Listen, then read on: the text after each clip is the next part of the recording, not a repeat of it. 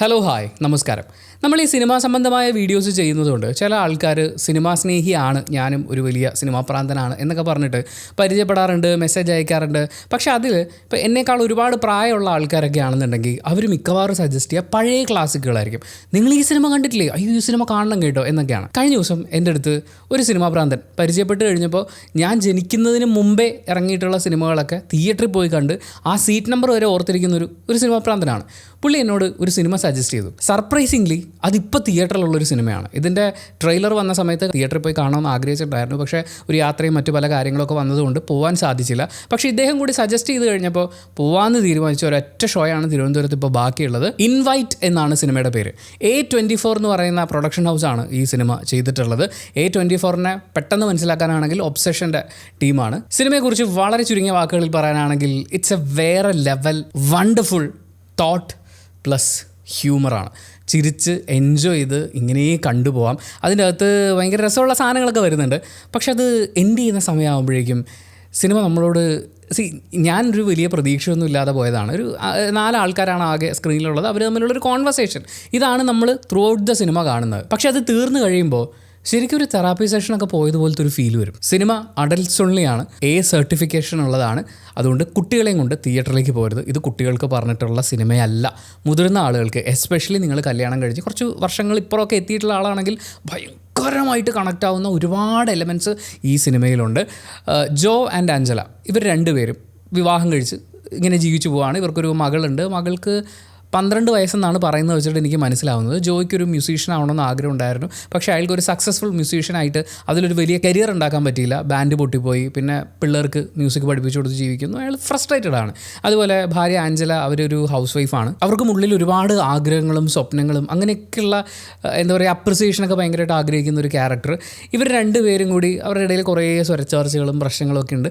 അങ്ങനെ ഇരിക്കുമ്പോൾ ആഞ്ചല അവരുടെ മോളിത്തെ നിലയിൽ താമസിക്കുന്ന 2 പേരെ, പീന ആൻഡ് ഹോക്ക്. പീന ഡിവോഴ്സ്ഡ് ആയിട്ടുള്ള ഒരാളാണ്.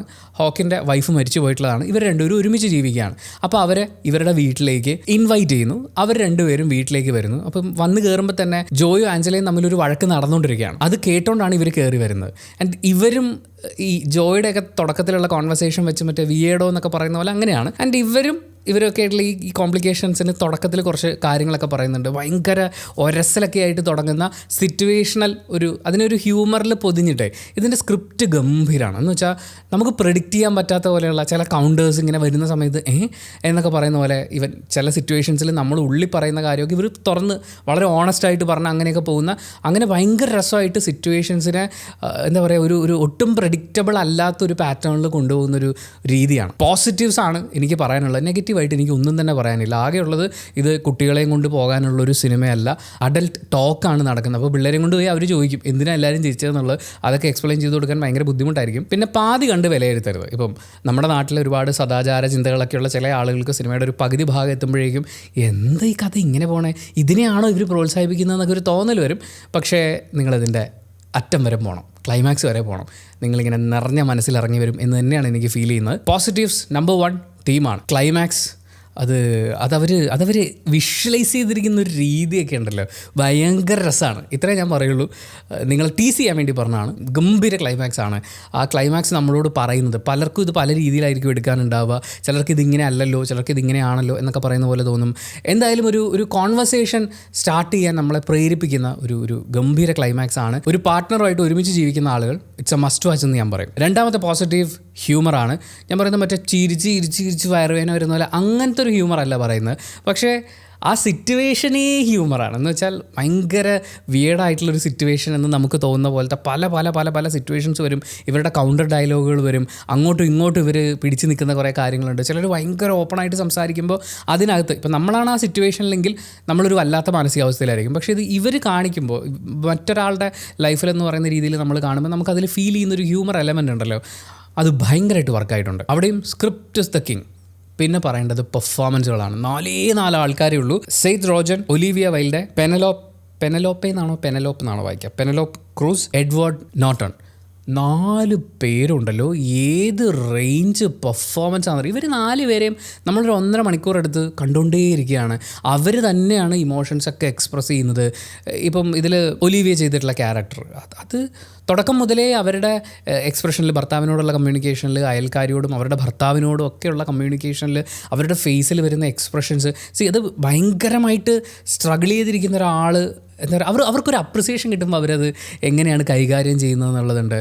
And when it comes to sex അങ്ങനെ ഒരു ടോപ്പിക്ക് വരുന്ന സമയത്ത് ഇവരിതിനെ ഡീൽ ചെയ്യുന്നത് ഓരോ കഥാപാത്രങ്ങളും എല്ലാവരും ഗംഭീരമായിട്ട് ചെയ്തിട്ടുണ്ട്. ജോ എന്ന് പറയുന്ന ക്യാരക്ടറിനെ എന്താ പറയുക, ഈവൻ കൾച്ചറലി ഒക്കെ ഭയങ്കര ഡിഫറെൻ്റ് ആയിട്ടുള്ള ഒരു സ്പേസ് ആണല്ലോ. അപ്പോൾ അവിടെയുള്ള ആളുകൾ അവരുടെ ഇമോഷൻസ്, ആ ഇമോഷൻസിനെ അവർ ഡീൽ ചെയ്യുന്നത് ഒക്കെയും ഇങ്ങ് കേരളത്തിലിരുന്ന് കാണുന്ന ആ കഥാപാത്രത്തിൻ്റെ അത്രയും പ്രായമായിട്ടില്ലാത്ത എനിക്ക് വളരെയധികം കണക്ട് ചെയ്യാൻ പറ്റുന്നുണ്ടായിരുന്നു. അത്രയും ഗംഭീരമായിട്ടുള്ള പ്രകടനങ്ങൾ ഇവരുടെ ഓരോരുത്തരുടെയും ഭാഗത്തുനിന്നുണ്ടായിട്ടുണ്ട്. ആൻഡ് റിലേഷൻഷിപ്പ് ഡൈനാമിക്സ് അത് ഇവരിലൂടെ നമ്മളിലേക്ക് എത്തുന്ന ഒരു രീതി എന്നൊക്കെ പറഞ്ഞാണ്ടല്ലോ, നമ്മളൊരു റിലേഷൻഷിപ്പിൽ നിലനിൽക്കുന്ന സമയത്ത് വൈ ആർ യു സ്റ്റേയിങ്, ഈ റിലേഷൻഷിപ്പിൽ എന്തിന് നമ്മൾ കണ്ടിന്യൂ ചെയ്യുന്നു? സിമ്പിൾ ചോദ്യമാണ്. ആ സിമ്പിൾ ചോദ്യത്തിന് ഉത്തരം ഉണ്ടെങ്കിൽ നിങ്ങളൊരു റിലേഷൻഷിപ്പിൽ അനുഭവിക്കുന്ന പല പ്രശ്നങ്ങളിലേക്ക് നമുക്ക് വരാൻ പറ്റുമെന്ന് പറയുന്ന പോലെ അങ്ങനത്തെ ചില കോൺവെർസേഷൻസ് വരുന്നുണ്ട്. ഒരു ക്യാരക്ടർ ചോദിക്കുന്നൊരു ചോദ്യം ഇങ്ങനെയാണ്, നമുക്ക് പുതിയ ആൾക്കാരെ പരിചയപ്പെടുമ്പോൾ നമുക്കൊരു എക്സൈറ്റ്മെൻറ്റ് ഉണ്ടല്ലോ, പുതിയ ആരെ പരിചയപ്പെടുമ്പോഴും. പക്ഷേ ഒരു വ്യക്തിയെ തന്നെ നമുക്ക് അതേ എക്സൈറ്റ്മെൻറ്റോടുകൂടി കുറേ കാലത്തിന് ശേഷമാണെങ്കിലും ഒന്നേന്ന് തുടങ്ങി ഒന്ന് പ്രണയിക്കാൻ പറ്റുമോ പറ്റില്ലയോ? അങ്ങനെയാണ് അതിൻ്റെ അർത്ഥം എന്ന് ഞാൻ വിചാരിക്കുന്നു. ഞാൻ ആ സെൻറ്റൻസിനെ അങ്ങനെയാണ് എടുത്തത്. എനിക്കത് ഭയങ്കരമായിട്ട് കൊണ്ടു. പിന്നെ റിലേഷൻഷിപ്പിനകത്ത് വരുന്ന ഈ സെക്സ് എന്ന് പറയുന്ന വളരെ പ്രധാനപ്പെട്ട ഘടകത്തിനെ വളരെ ഗംഭീരമായിട്ട് അഡ്രസ്സ് ചെയ്തിട്ടുണ്ട് വിത്തൗട്ട് എനി ജഡ്ജ്മെൻറ്റ്. നിങ്ങൾക്ക് വേണമെങ്കിൽ ഇതിലെ ക്യാരക്ടേഴ്സിനെ ജഡ്ജ് ചെയ്യാം, പക്ഷേ സിനിമയ്ക്കകത്ത് ഇതിൻ്റെ ക്രിയേറ്റേഴ്സ് അതിനെ ജഡ്ജ് ചെയ്തിട്ടില്ല. ജഡ്ജ് ചെയ്യാൻ എവിടെയും കഥാപാത്രങ്ങളെ നമ്മുടെ മുന്നിലേക്ക് വെച്ച് തരുന്നില്ല. And of course audio visual treatment, sound ഗംഭീരമായിട്ട് വർക്ക് ചെയ്തിട്ടുണ്ട് അതിൻ്റെ ഒരു മ്യൂസിക് ബിറ്റ്സ് ഒക്കെ വരുന്ന സമയത്ത്. അതുപോലെ വിഷ്വൽ, ആകെ ഒരു അപ്പാർട്ട്മെൻറ്റാണ് നമ്മൾ കാണുന്നത്, തിരിച്ചും മറിച്ചും. പക്ഷേ അവിടെ ഓരോ ഫ്രെയിമിലും ആൾക്കാർ വരുന്ന 2 ആൾക്കാർ സംസാരിക്കുമ്പോൾ അവരുടെ ഇടയിൽ എന്തൊക്കെ ഒബ്ജക്ട്സ് വരുന്നു, അതിലേത് ആളെയാണ് നമ്മൾ മിററിൽ കാണുന്നത്, അങ്ങനെയൊക്കെയുള്ള കുറേ സാധനങ്ങളുണ്ട്. ഇതിനകത്ത് വിൻഡോ എന്ന് പറയുന്ന ഒരു സംഭവത്തിനെ അതിനൊരു തിമാറ്റിക് റെപ്രസെൻറ്റേഷൻ എന്നാണ് ഞാൻ വിചാരിക്കുന്നത്. അത് എനിക്ക് അടിപൊളിയായിട്ട് തോന്നി. കാര്യം നിങ്ങൾ മറ്റേ ആളെ കാണുന്നത് ഈ ജനലിക്കൂടി നിങ്ങളെ മറ്റൊരാൾ കാണുന്നത് പോലെയാണെങ്കിൽ എന്നൊക്കെ പറയാം. ഇത് നിങ്ങൾക്ക് കൺഫ്യൂസിങ് ആയിരിക്കും, പക്ഷേ പടം കണ്ടാൽ കറക്റ്റ് മനസ്സിലാവും. ആ തീം, അത് സ്പോയിലർ ആവണ്ടെന്ന് വെച്ചിട്ട് ഞാൻ ഒരുപാട് ഇൻഡെപ്ത് പറയാത്തത്. പക്ഷേ അങ്ങനത്തെ ഒരുപാട് സാധനങ്ങളുണ്ട് സിനിമയിൽ. സർട്ടിഫിക്കേഷൻ കിട്ടിയിട്ടുള്ള സിനിമ എന്ന് പറയുമ്പോൾ തുടക്കം മുതലേ അവർക്ക് വേണമെങ്കിൽ ഒരുപാട് അങ്ങനത്തെ സീക്വൻസുകളൊക്കെ കുത്തിക്കയറ്റി കാണിക്കാമായിരുന്നു. പക്ഷേ അതിലൊന്നുമല്ല അവർ ഫോക്കസ് ചെയ്യുന്നത്. അവരുടെ കയ്യിൽ ഒരു ഗംഭീര സാധനം പറയാനുണ്ടായിരുന്നു. 4 വ്യത്യസ്ത ചിന്താഗതികളുള്ള ആളുകൾ, 4 വ്യത്യസ്ത റിലേഷൻഷിപ്പ് സ്റ്റേറ്റസിൽ നിൽക്കുന്ന അല്ലെങ്കിൽ അങ്ങനെ ഉള്ള ആളുകൾ അവരുടെ കോൺവെർസേഷൻസിലൂടെ അവരുടെ പ്യുവർ അഡൽട്ട് ടോക്കാണ്. അതായത് നമ്മൾ അങ്ങോട്ടും ഇങ്ങോട്ടും ഇതാണോ പ്രശ്നം എന്ന് മുതിർന്ന ആൾക്കാർ സംസാരിക്കുന്നില്ല. അവിടെ നാണക്കേടുകളും അങ്ങനത്തെ ജഡ്ജ്മെൻറ്റും പരിപാടികളും ഒന്നും ഇല്ലാതെ ക്ലിയർ കട്ട് ടോക്ക് വരുന്നുണ്ട്. ഇവരുടെ ഒരു ഭയങ്കര വഴക്കൊരൊറ്റ ചോദ്യത്തിൽ ഇല്ലാണ്ടാവുന്ന പോലത്തെ ഒരു സാധനമൊക്കെ ഉണ്ട്. അവിടെയൊക്കെ ഉണ്ട് എന്താണ് ഇവരിൽ ലാക്ക് ചെയ്യുന്നതെന്നുള്ളത്. നമ്മളിതിൻ്റെ ഞാൻ പറഞ്ഞില്ലേ, ഫസ്റ്റ് ഹാഫിൻ്റെ പകുതിയൊക്കെ കഴിയുമ്പോഴേക്കും നമ്മൾ ചിലപ്പം ഇവരിതാണോ പറയാൻ ശ്രമിക്കുന്നത് ചില ആളുകൾക്ക് തോന്നിയേക്കാം. പക്ഷേ അതിലൂടെ അവർ പറയാൻ ശ്രമിക്കുന്ന വേറെ കുറച്ച് കാര്യങ്ങളുണ്ട്. അത് മനസ്സിലാക്കി കഴിഞ്ഞാൽ ആ കോൺവെർസേഷൻസ് ഒക്കെ ബ്യൂട്ടിഫുൾ പരിപാടിയാണ്. അങ്ങനെ ആകെ മൊത്തത്തിൽ എന്നെ സംബന്ധിച്ച് ഇറ്റ്സ് എ മസ്റ്റ് വാച്ച്. പക്ഷേ വീണ്ടും പറയുന്നു, സർട്ടിഫിക്കേഷൻ കിട്ടിയിട്ടുള്ള സിനിമയാണ്. കൊച്ചുകുട്ടികളുമായി കാണേണ്ട ഒരു സിനിമയല്ല. ഇനിയിപ്പോൾ കേരളത്തിൽ വളരെ കുറച്ച് സ്ക്രീനുകൾ മാത്രമേ ഈ സിനിമ ഉണ്ടാവുള്ളൂ. കാണാൻ പറ്റുകയാണെങ്കിൽ നിങ്ങളൊരു സിനിമാ സ്നേഹിയാണെങ്കിൽ ഈ റിലേഷൻഷിപ്പ് റിലേറ്റഡ് ആയിട്ടുള്ള കാര്യങ്ങൾ പ്ലസ് നല്ല തമാശയുള്ള ഒരു സിനിമ കാണാൻ ഇഷ്ടമുള്ള ഒരാളാണെന്നുണ്ടെങ്കിൽ സിനിമ പോയി കാണാൻ ശ്രമിക്കുക. എല്ലായിടത്തും സബ് ടൈറ്റിൽ ഉണ്ടോ എന്നെനിക്കറിയില്ല. ഞാൻ ഈ സിനിമ കണ്ടപ്പോൾ സബ് ടൈറ്റിൽ ഇല്ലായിരുന്നു. പക്ഷേ ഭയങ്കര ശല്യമായിട്ട് തോന്നിയൊരു കാര്യം, സിനിമ തുടങ്ങുമ്പോൾ തൊട്ട് അവസാനം വരെ ഈ പുകവലിയും മദ്യപാനവും ആരോഗ്യത്തിന് ഹാനികരവും എന്ന് പറയുന്നതിൻ്റെ ഇംഗ്ലീഷിലും വളരെ വലുതായിട്ട് വെച്ചിട്ടുണ്ടായിരുന്നു. എന്തിനാണെന്ന് എനിക്കറിയാൻ പാടില്ല. ഈ പടം കാണാൻ വരുന്ന 18 വയസ്സിന് മുകളിൽ മാത്രം പ്രായമുള്ള ആളുകൾ കാണാൻ വരുന്ന ഈ സിനിമ കാണുന്ന ആളുകൾക്ക് അറിയാമല്ലോ മദ്യപാനവും പുകവലിയും ആരോഗ്യത്തിന് ഹാനികരമാണ്. അപ്പോൾ അത് കുറച്ച് ചെറുതാക്കി വെച്ചൂടെ, അല്ലെങ്കിൽ അത് ഒഴിവാക്കിക്കൂടെ, എന്തിനാണെന്ന് എനിക്കറിയില്ല. പക്ഷേ അത് ഭയങ്കര ഡിസ്ട്രാക്റ്റിംഗ് ആയിരുന്നു പല സമയത്തും. വേറെ ഒന്നും എനിക്ക് പറയാനില്ല, ജസ്റ്റ് ഗോ ആൻഡ് വാച്ച്. പക്ഷേ ഞാൻ ഈ പറഞ്ഞത് മുഴുവൻ എൻ്റെ പേഴ്സണൽ ഒപ്പീനിയനാണ്. സിനിമ ഓരോരുത്തർക്കും ഡിഫറൻ്റ് ആണ്. നിങ്ങൾക്ക് ഈ സിനിമ ചിലപ്പോൾ അതിഗംഭീരം, ഞാൻ ഈ പറഞ്ഞതിനേക്കാൾ മികച്ച സിനിമയായി തോന്നിയിട്ടുണ്ടാവാം. ഞാൻ പറഞ്ഞതിൽ ചിലപ്പോൾ ഇതിങ്ങനെയല്ല ഉണ്ണി, ഇങ്ങനെയാണ് കാണേണ്ടതെന്ന് ചിലപ്പോൾ പറയാൻ തോന്നുന്നുണ്ടാവാം. തീർച്ചയായിട്ടും അത് പറയാം. ഇനി അതല്ല ഒരു മോശം സിനിമയായിട്ടാണ് ഫീൽ ചെയ്തെങ്കിൽ അതും പറയാം. അങ്ങനെ കമൻറ്റ് ബോക്സും കൂടി വായിച്ചിട്ട് സിനിമയ്ക്ക് പോകണോ വേണ്ടിയോ തീരുമാനമെടുക്കാൻ കാത്തിരിക്കുന്ന കുറേ ആളുകളുണ്ട്.